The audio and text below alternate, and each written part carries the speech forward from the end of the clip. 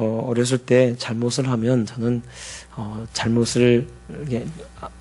잘못한 거에 대해서 혼나기를 싫어가지고 잠을 막 잤어요. 그래서 잠을 언제까지든지 계속 자는 거예요. 아버지가 제가 잠을 자고 있으면 막 뛰놀고 막 그래야 하는데 갑자기 얘가 잠을 계속 자고 있어요. 그러면 분명히 얘가 뭘 잘못했다라는 것을 아는 거죠. 형하고 저하고 틀렸는데 저는 하여간 잠을 잤던 것 같아요. 한 번은 저희 아버지가 아침에 어렸을 때 우유 급식이 있었는데 급식이 또 예전에는 제 기억에 숫자를 순착순으로 받아가지고 몇 명만 딱 주게 돼 있었어요. 기억에. 그래서 우유 급식을 신청을 했는데 돈을 가져가야 그게 등록이 되는 거거든요. 제가 등록을 못하면 다른 사람한테 넘어가는 거예요. 아버지한테 나 아침에 갈 때 돈 얼마, 그때 기억에 한 달 내내 우유 먹어도 2,100원이었어요. 2,100원. 그랬더니 잔돈이 없는데 아빠 나 오늘 가져가야 돼. 오늘 안 가져가면 나 우유 못 먹어. 아빠 돈 주세요. 그랬더니 아버지가 10,000원짜리를 주셨어요. 10,000원짜리를. 너무 그 아침에 아버지가 돈을 주신 거에 너무 감사해서 너무 좋아가지고 그 주머니에다 넣고 주머니에 이렇게 손을 집어넣은 채로 이러고 가다가 야 하다가 날렸어요. 가서 너무 좋아가지고 야 이러면서 이렇게 막 만세 부르고 가다가 보니까 돈이 없는 거예요. 학교 가서 보니까 우유 급식은 안 먹으면 되지만 나머지 7,900원은 아버지 갖다 주셨잖아요. 제가 어렸을 때 7,900원 엄청 큰 돈입니다. 2,100원도 큰 돈이죠. 지금 우유 300원씩 해가지고 한 달에 만 원 좀 넘게, 만 원도 넘기죠. 아니, 2만 원 넘게 이렇게 하면 낼 것 같아요. 근데 그 당시에 7,900원이면 굉장히 큰 돈입니다.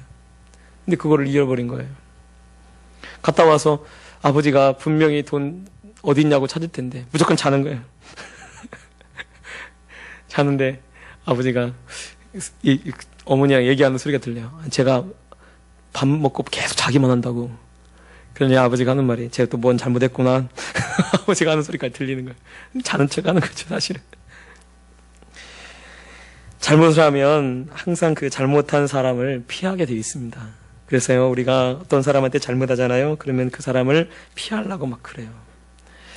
사람이 죄를 지으면 그 죄에 대해서 어떻게 하냐면 항상 피하고 도망치려고 합니다. 하와를 하나님이 만드시고 그들에게 명령을 하셨죠. 선악을 알게 하는 나무의 실과를 먹지 말라라고 했는데 그들이 그 선악을 알게 하는 실과를 먹고 나서 제일 처음 했던 일이 무엇인지 아십니까? 자기를 나뭇잎으로 가리는 거예요. 그리고 하나님이 오실 걸 두려워해서 나무 뒤로 숨는 일부터 합니다. 그러니까 죄라는 것이요, 항상 우리를 어떻게 만드냐면 죄를 지으면요, 숨게 되어 있고요, 도망치게 되어 있습니다. 그래서 죄를 지으면 항상 우리가 보면 내가 하나님 앞에도 마찬가지예요. 하나님께도 우리가 죄를 짓잖아요. 그러면요 자꾸 뒤로 가요. 처음에는요 앞에 있다가요 은혜 조금 이제 자기가 죄가 조금 쌓이잖아요. 그러면 중간 쪽으로 가요. 그래도 회개 않고 계속 있잖아요. 그럼 뒤로 가요. 뒤에 있다가 이제 큰 교회 같으면 유아실로 딱 들어가죠. 아니면 2층으로 올라가든지. 그러다가 그때도 은혜 받지 못하고 그러면요 그 죄를 안고 떠나버립니다. 왜? 한 번은 제가 대학교 때 저랑 같이 성경 공부하는 아이가 있었어요.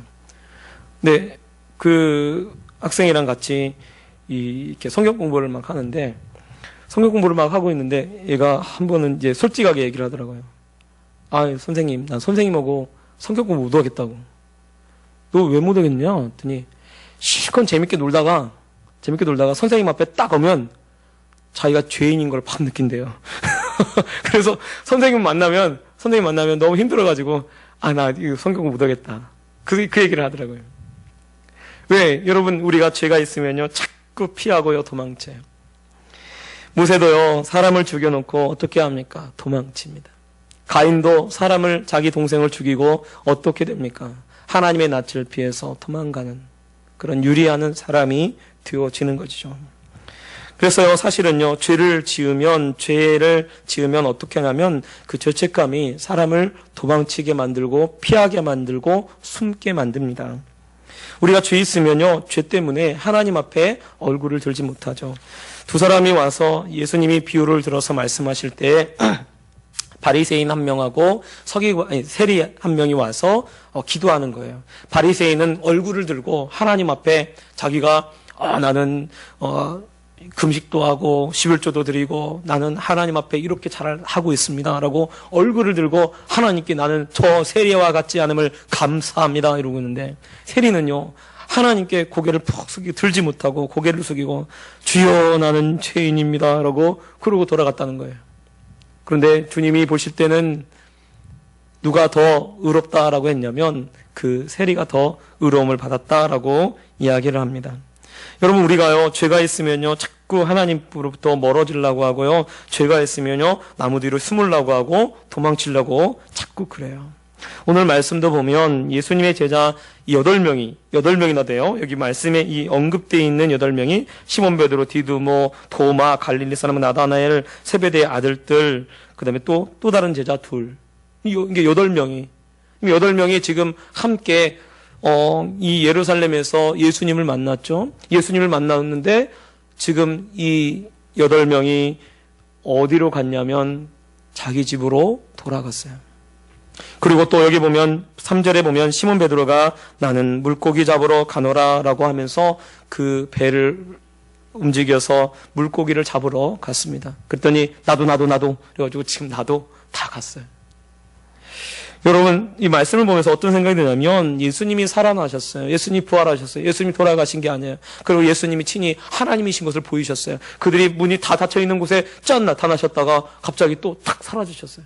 그러면 예수님이 부활하셨고 예수님이 살아나셨어요. 그러면요 사실은 기뻐가지고 거기서 예루살렘에서 혹은 다른 사람들한테 또 예수님을 따랐던 사람들 있잖아요. 베드로가 아는 사람들도 있었어요. 그런 사람들한테 가서 예수님 살아나셨다, 예수님 부활하셨다 그렇게 얘기를 할 것 같은데 그러지 않고 다시 이 8명이나 되는 제자들이 다 갈릴리로 갔고 갈릴리에 가서 또 자기가 원래 했던 일로 돌아가고 있어요. 왜 이렇게 베드로의 모습이 왜 이렇게 되었을까? 왜 베드로를 지금 말씀해 보면 왜 베드로를 중심으로 해서 요한이 이렇게 글을 쓰고 있을까? 왜냐하면 베드로가 다른 제자에 비해서 3번이나 예수님을 부인했기 때문에 그렇습니다. 예수님을 3번이나 나는 주를 모른다라고 부인했어요. 예수님 앞에서 뭐라고 얘기했습니까? 다 주를 버릴지언정 나는 절대로 주를 버리지 않겠습니다. 그랬더니 다른 제자들도 똑같이 다 그렇게 말했어요. 다 우리도 마찬가지입니다. 우리도 주님 다른 사람 다 버릴지라도 나는 주를 버리지 않겠습니다. 다른 제자들도 다 그렇게 얘기했어요. 그런데 그 예수님이 살아나셨어요. 예수님이 부활하셨어요. 예수님이 찾아오셨어요. 예수님 얼굴을 보는 것이 기쁘지가 않습니다. 왜? 자기가 예수님을 부인했던 것이 있었기 때문에. 그러니까 예수님을 사실은 떠나서 예수님한테 멀리 간 거예요. 베드로가 예수님이 있던 그곳에서 멀리 떠나가지고 물고기를 잡으러 돌아간 거예요. 왜? 예수님 볼 낯이 없는 거예요. 예수님을 볼 낯이. 예수님이 베드로에게 사람을 낚는 어부가 되게 하리라 라고 했는데 다시 물고기 잡는 어부로 돌아가고 있습니다. 무엇이 그를 이렇게 돌아가게 만들까요? 그 안에 있는 바로 죄책감 때문입니다. 예수님을 자기가 3번이나 부인했다는 거예요. 예수님을 부인한 내가 어떻게 예수님의 제자가 되고 내가 어떻게 다시 예수님을 쫓을 수가 있는가? 예수님을 3번이나 부인했는데 나 같은 것이 무슨 내가 예수님의 제자라고 생각했을지 모르겠습니다. 그래서 사실은요 돌아갔던 거예요. 뒤에 보면요 왜 도망가는 건지 아냐면요 예수님이 나타났는데 어떻게 합니까? 예수님이 나타났는데 겉옷을 두르고요 물에 뽁 빠져요. 어부가 수영하는 사람이 옷을 입고 수영하는 사람이 있어요. 겉옷을 두르고요. 나중에 보면요, 베드로는요, 그 다른 제자들은 다 예수님 곁에서 같이 이러고 있는데, 베드로는요, 멀찍이 떨어져가지고 이러고 있어요. 그러다가 예수님이 물고기 가져와라 해가지고 가져올 때, 그때서야 비로소 이제 이 베드로가 와 있거든요. 그러니까 사실은요, 베드로의 마음이 어디에 가 있냐면 완전히 예수님한테 죄책감에 사로잡혀가지고 예수님하고 멀리 떨어져 있어요. 그런데 여러분, 오늘 말씀을 보면, 우리가 이 말씀 속에서 보면 예수님의 제자들에게 나타나서 한 번도 너희가 왜 나를 배신했느냐, 왜 너희가 나를 부인했느냐 라고 책망한 적이 없습니다. 예수님은요, 항상 그 자리에 있는 거예요. 그 자리에 그대로 있는 거예요. 항상 그곳에 있어요. 그리고 예수님은 어떻게 얘기를 하시냐면, 여전히 베드로를 사랑하시고 여전히 그 제자들을 똑같이 대하고 있어요. 비록 그들이 예수님을 배신하고 예수님을 부인했다 할지라도 그 자리에 그대로 있는 것입니다. 여러분, 우리가요, 예수님을 믿으면 우리의 죄를 다 용서해 주는 줄 우리가 믿는다고 그렇게 고백합니다. 그런데 아마 제자들도 알았을 거예요. 예수 믿으면. 그래서 나중에 보면 베드로가 어떻게 고백하냐면, 주 예수를 믿으라. 그리하면 주 예수님을 믿어라. 그리고 회개하고 죄 사함을 받아라. 그리하면 너희가 성령을 선물로 받으리니라고 그가 막 다른 사람들한테 선포합니다. 예수 믿으면 용서함을, 죄 용서함을 받고 그렇게 된다라고 그가 나중에 선포하거든요. 근데 보면 이 베드로가 분명히 예수님 말씀을 알았어요. 예수님 말씀을 3년 동안 따라다니면서 예수님이 어떤 분인지 알았어요. 예수님이 자기를 용서하실 수 있는 분인도 분명히 알았을 것 같아요. 그런데요, 보면 베드로가 자기 자신을 용서하지 않는 거예요. 예수님은 이미 용서하셨어요. 예수님은 제자들을 이미 용서하셨어요. 부인한 거, 배신하고 예수님 떠나가고 그렇게 했던 거 다 용서하셨어요. 이미 용서하시고, 그리고 여전히 부르고 계신데 예수님의 이 제자들은 자기를 용서하지 않는 거예요. 여러분, 우리가 이 죄를 딱 지으면요, 죄를 지으면 하나님은 그대로 계셔요. 변함없어요. 근데 누가 떠나냐면 내가 떠나는 거예요. 내가 멀어지고 내가 떠나고 그렇게 되어집니다. 그래서요, 사실은요, 용서하라, 우리가 용서하라 할 때 누구부터 용서해야 하냐면요, 나부터 용서해야 돼요. 내가 나를 용서합니다. 왜? 하나님은 이미 용서하셨어요. 제가 전에 이 전도 폭발 훈련을 받는데, 한 아파트에 가서 복음을 전하다가 6.25 상위 용사를 한 분 만났어요. 근데 그분에게 막 복음을 전했습니다. 잘 받아들이시더라고요. 그래, 다 받아들여요. 그런데 예수 믿으면 모든 죄가 다 용서받습니다. 예수 믿으면 구원받고 용서받고, 할아버지 나이도 이제 연세가 되시는데 천국에 갈 나이가 얼마 안 되지 않았는데, 이제 갈 때가 얼마 남지 않았는데 꼭 예수 믿으세요. 할아버지 죄가 다 용서받을 거예요. 믿으면 다 용서받고 그렇게 깨끗한 받아서 천국 갑니다. 라고 막 그렇게 전도를 했어요. 그랬더니 그 할아버지가 안 믿는데요. 자기는 안 믿는 게 아니고 자기는 죄를 용서받을 수 없대요. 왜요? 제가 물어봤어요. 왜요? 라고 물어보니까 6.25 때 자기가 상당히 많은 사람을 죽였다는 거예요. 전쟁이니까. 사람을 죽인 내가 어떻게 용서받을 수 있나, 그렇게 생각을 하니까요, 복음을 받아들일 수가 없는 거예요. 여러분, 이 정신병원에 입원하는, 그러니까 정신적인 문제가 가진 사람들을 보면요, 마음이요 되게 열이 돼요. 그 사람들이 대부분 다. 그래서 제가 예전에 정신과 의사들이 쓴 책을 보니까요, 마음이요, 이 정신병을 가진 사람들이 일반 사람들보다요, 마음이 더 착하대요. 더 여리고요, 더 좋대요. 그러니까 상처를 받으면요, 그 상처가요, 깊숙이 박힌대요. 근데 문제는 뭐냐면 용서하지 않는다는 거예요. 용서하지 않으니까 뭐가 생기냐면 정신적인 문제가 생기는 거예요. 마치 우리가요, 신앙생활 하면서도 마찬가지, 우리가 주님께 나와서 회개하면, 고백하면 우리의 모든 죄가 다 용서함 받는 줄 여러분, 우리가 정말 믿어야 합니다. 그런데 믿는데 잘 보면 나를 용서하지 않아요. 나를 용서하지 않으니까 어떻게 하냐면, 나 같은 것이 뭘 하면서 자꾸 예수님으로부터 막 떠나려고 합니다. 근데 주님은 뭐라고 해요? 네, 다 용서했다는 거예요. 이미 다 용서했어요. 주님은요, 말씀도 그냥 벌써 그 죄를 지을 때부터 용서했을 거예요. 예수님이 지금 베드로가 3번 부인할 때 성경에 보니까 눈이 마주쳤어요. 예수님하고 눈이 딱 마주쳤어요. 예수님이 어떤 눈으로 베드로를 바라봤을까? 야, 네가 배신하는구나 이러고 쳐다봤을까요? 아니에요. 그럼 그렇지. 아우, 불쌍해서 어떡하나. 이러고 딱 쳐다봤을 거예요. 이미 3번 부인할 때 예수님은 이미 용서하신 거예요. 우리가 죄를 짓고 우리가 정말 그런 죄를 범했을 때도 이미 우리 예수님은요, 용서하시는 거예요. 그러므로 여러분, 나를 용서하시기 바랍니다. 이거 너무나 중요해요. 나를 용서해야 내가 하나님 앞에 가까이 갈 수 있어요. 나를 용서하지 못하니까 베드로가요, 예수님께 가까이 가지 못하는 거예요. 예수님이 나타나는 것이 너무 두려운 거예요. 예수님 앞에 설 때마다 너무 아픈 거예요. 여러분, 예수님을 믿는 것은요, 나를 용서하는 것입니다. 주님이 이미 나를 받으셨어요.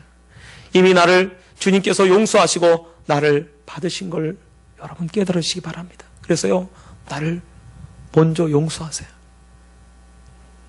그리고 그러면 우리가 주님 앞에 정말 주님 말씀을 온전히 믿는 것이 되어지는 것입니다.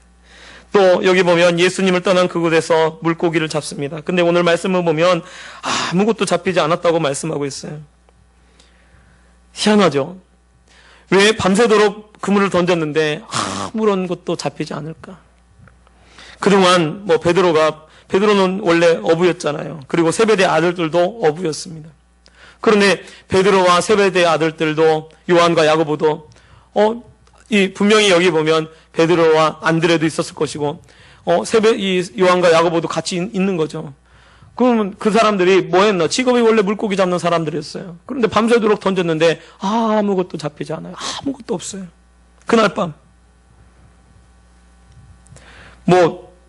그물 던지는 기술이 떨어졌나? 라고 생각하는데 그런 게 아니죠. 왜 그날 밤에 아무것도 없도록 그렇게 하고 계실까? 하나님께서 왜 이렇게 하실까? 왜 아무것도 잡히지 못하도록 그렇게 할까? 이것은 예수님을 떠나고 예수님이 없는 그곳이 얼마나 허무하고 얼마나 헛된 일인가를 오늘 말씀이 보여주고 있는 거예요. 너희들이 예수님을 떠나서 정말 다시 그곳으로 돌아간 그곳에 얼마나 헛된 일이고 얼마나 허무한 것인지를 예수님께서 보여주기 위해서, 하나님께서 우리에게 그거를 보여주기 위해서 아무것도 잡히지 않는 것입니다. 룻기서에 보면 이 베들레헴이라고 하는 땅을 떠난 이 가정이 나오죠. 나오미가, 이 룻기서에 보면 그 나오미의 가족 식구들이 이게 남편, 아들 둘 해가지고 어디로 가냐면 모압 땅으로 갑니다. 베들레헴에서 모압 땅으로 갔는데, 베들레헴에서 모압 땅으로 간 그곳에서 남편도 죽고 두 아들도 죽고 며느리 둘 남고 며느리 하나는 또 이렇게 떠나가고, 그리고 룻만 따라오죠. 그래서 그가 베들레헴에 다시 돌아오니까 그 사람들이 나오미가 아니냐? 원래 나오미란 뜻은요, 기쁨이란 뜻입니다. 기쁨. 근데 나오미가 뭐라고 하냐면, 나를 기쁨이라고 부르지 마라. 말하라 하라 마라. 고통, 슬픔, 괴로움, 씀, 이런 뜻을 가지고 있어요. 쓰다라고 해라. 내가 풍족하게 되어서 나갔더니 다 비워져서 돌아오게 되었다. 그렇게 고백합니다. 여러분, 하나님을 떠난 인생이요, 얼마나 허무한 인생이 되어지는지를 사실은 보여주는 거예요. 하나님이 없는 그곳이 여러분 아무런 의미가 없는 것입니다. 예수님이요, 밤새도록 아무것도 잡지 못한 그 제자들을 향해서 오늘 말씀을 보면 뭐라고 되냐면, 얘들아, 너희에게 고기가 있느냐? 라고 그렇게 물어요. 예수님이 몰라서 물을까요? 분명히 뒤에 보면 오른쪽에 던져라 라고 한 걸 보면 예수님의 뒤에 제자들이 아무것도 잡지 못했던 것을 알고 계십니다. 예수님을 떠나 있는 그 인생의 모습이 어떠냐면 허무한 인생이 되어지는 거예요. 예수님을 떠나면요, 사실은요, 아무것도 남지 않습니다. 저희 교회는 몇 년 이렇게 쉬셨다가 오신 분들이 있어요. 쉬었다가 오는 그 기간 동안에 어떤 일이 있냐면 엄청난 일들이 있었더라고요. 제가 보니까. 그 엄청난 일 동안에 정말 엄청 고생을 하시고 그러다가 이제 교회에 이제 나오게 되신 분들이 우리 교회는 꽤 있어요. 그런데 그 기간은 어떤 기간입니까? 정말 의미 없는 기간이에요. 허무한 기간이 되고 허무한 인생이 되어지는 것입니다. 누가복음 15장에 보면 탕자가 아버지를 떠났습니다. 아버지의 많은 유산을 가지고 떠났습니다. 그런데 그가 아버지를 떠난 그곳에서 그는요 모든 것을 잃어버립니다. 그래서 돼지가 먹는 사료, 돼지 사료, 쥐엄 열매를 그걸 좀 먹으려고 그래요. 제가요 성지순례 가서 실제로 쥐엄 열매 말린 걸 한번 먹어봤어요. 맛있어요. 꽃감 같아요. 꽃감. 달짝지근하니 맛있어요. 쥐엄 열매가. 그 나무 전체를 이렇게 말려가지고 맛보라고 해서 이제 맛을 봤어요. 근데 맛있더라. 달긴 하더라고요. 약간 이게 꽃감 같은데 꽃감처럼 달진 않고 살짝 단 거예요. 그런데 쥐엄 열매를 그 당시에 그 쥐엄 열매가 저는요 이제 이 성지순례 갔기 때문에 쥐엄 열매 맛을 본 거지. 너 쥐엄 열매로 배 채워라라고 하면요 안 먹을 거예요. 왜? 돼지 사료니까. 누가 돼지 사료 먹으려고 하겠어요? 돼지 사료 안 먹으려고 하지. 그러니까 그걸 먹으려고 해도 그걸 주는 사람이 없어요. 그러다가 그가 깨닫죠. 아버지에게는 양식이 풍족한 품꾼이 얼마나 많은고. 내가 아버지에게 돌아가자. 그리고 아버지에게로 돌아갑니다. 그 탕자가 아버지를 기억하고 아버지에게 돌아가는 것이 얼마나 위대한 결정이었는지. 그가 돌아오니까 어떻습니까? 이미 가락지도 준비하고 신발도 준비하고 의복도 준비하고 아버지가 다 준비해 놓고 있어요. 그리고 막 잔치를 벌이고 살진 송아지를 잡아서 그리고 막 잔치를 하고 내가 죽었다 죽은 아들을 돌아왔다라고 하면서 막 기뻐하고 즐거워하고 그리고 잔치하고 있어요. 그 탕자의 비유에 보면 이 아버지가 이미 아들을 용서했어요. 이미. 그런데 왜 탕자가 아버지한테 그렇게 돌아가지 못했을까요? 왜냐하면 자기가 아버지에게 큰 죄를 졌거든요. 그래서 그가 돌아가서 아버지한테 아버지 날 아들로 부르지 마십시오. 나를 종이 하나로 보십시오. 내가 아버지한테 큰 죄를 졌습니다. 라고 얘기를 하니까 그 탕자에게 무슨 소리냐. 이는 내 죽었던 아들이 살아났다는 거예요. 그러면서 기뻐하고 즐거워합니다. 하나님을 떠난 인생은요 아무것도 아니에요. 정말 허무한 인생이 되어집니다. 우리의 삶 속에 예수님이 없으면요 허무한 인생이 되고 아무것도 아닌 인생이 되어지는 거예요. 그 시간도요 다 잃어버린 시간이 되어지는 것입니다. 정말 예수님의 이 질문이 너 얘들아 너에게 고기가 있느냐라고 하는데 정말 그것처럼 예수님을 떠난 인생에게 주님이 이렇게 묻고 있는 거죠. 얘들아 너에게 고기가 있느냐. 아무것도 없어요.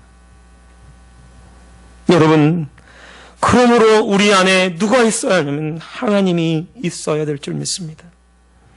우리가 하나님 앞에 섰을 때 우리가 하나님과 동행하는 삶을 살았으면 우리의 삶은 의미 있는 인생이 될 거예요. 그런데 우리가 하나님 앞에 섰을 때 우리의 날들을 돌아봤더니 하나님이 없던 그런 길이 되었다면 우리의 인생은 허무한 인생, 아무것도 잡지 못한 그런 인생이 되어질 것입니다. 또 오늘 말씀에 보면 예수님께서 고기가 없음을 아시고 제자들에게 배 오른편에 던져라 라고 말씀하고 있습니다. 그리고 그리하면 얻으리라 라고 이야기를 합니다. 그리하면 잡으리라 라고 말씀하시는데 제자들이요 그 말씀대로 그물을 오른편에 던집니다. 아니 근데 보면 생각을 해보면 밤새도록 그런 물고기 잡았잖아요. 그러면요 오른편은 안 던지고 왼편만 계속 왼편만 던지고 있을까요? 왼편만. 나는 한 군데만 파. 왼편만 계속 던져요. 계속. 그런 베드로 있어요? 베드로가 그렇게 했을까요? 제가 보니까 제가 생각할 때 고기 잡을 때 만약에 전 낚시는 안 해봤지만은 낚시를 해도 여기도 안 잡히면 저쪽 가서 한번 또 잡아볼 거예요. 당연한 거죠. 고기를 왜 오른편은 안 던져왔을까요? 왼편만 계속 던지고 앞보고 왼편 빼놓고 앞에도 던지고 뒤에도 던지고 왼편에도 던지고 뭐 그러고만 있었을까요? 아니에요. 분명히 오른편도 던졌을 거예요. 오른편 한 번 던져본 게 아니에요. 밤새도록 던졌으니까, 밤새도록 이 그물을 던졌으니까, 그물이라는 게 이렇게 아마 투망같이 이런 걸 던졌을 것 같아요. 제가 볼 때는. 근데 이 던지는데 이게 뭐 한두 번 던진 게 아니고 굉장히 많이 던진 거죠. 오른쪽도 던졌다, 왼쪽도 던졌다. 딱 그런데 주님 말씀하시기를 오른편에 던지래요. 아니, 배 탄 사람도 아니고 멀리서 바닷가에서 소리 지르기를 얘들아 이러면서 오른편에 던져라 그러는데 그 얘기를 듣고 누군지도 모르고 그 말을 듣고요 오른편에 던져요. 오른편에 던지니까요 여기 보니까 던졌더니 물고기가 많아 그물을 들 수 없더라. 오른편에 던지라고 하는 그 말대로 자기들의 경험, 자기들이 생각했던 그대로 여지껏 그 모든 것들을 다 내려놓고 주님이 말씀하신 대로 그대로 행동하러 옮기니까요. 한 번 던졌는데 그물에 고기가 가득 잡혀가지고 그 그물을 들 수 없을 정도로 많은 고기가 한꺼번에 잡힙니다. 이것은 무엇을 말합니까? 예수님이 없는 인생이 예수님의 말씀에 순종하고 따르는 인생이 되어질 때 그곳에 많은 고기들이 잡히게 되는 그 모습을 보여주고 있는 거예요.